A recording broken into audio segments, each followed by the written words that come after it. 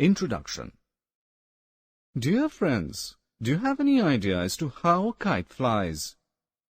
How do the leaves of a tree move?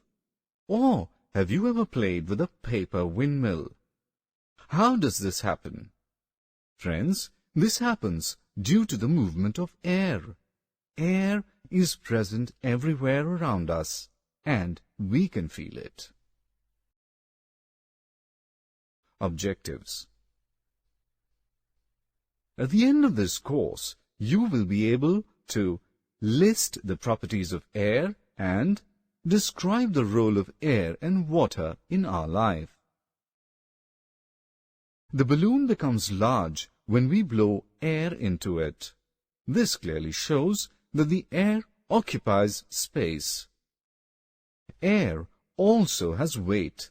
You can see that air-filled balloon has more weight than an empty one.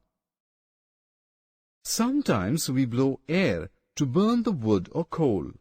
This is because things get burnt quickly in the presence of air.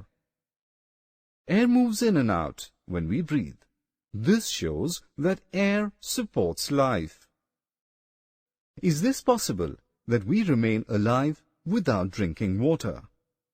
Can fishes remain alive without water?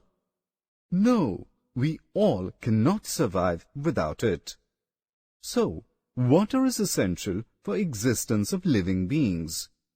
We find water in wells, ponds, falls, rivers, lakes, and seas. Not only animals, but plants also need water for survival. Otherwise, they will dry up. Do you know the fact that animals also feel thirsty like us? Without water, they also cannot live. Summary. Let us summarize what we have learnt. We have air everywhere around us. Air occupies space.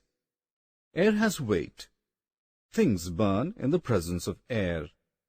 Water is necessary for us. Plants and animals need water to remain alive.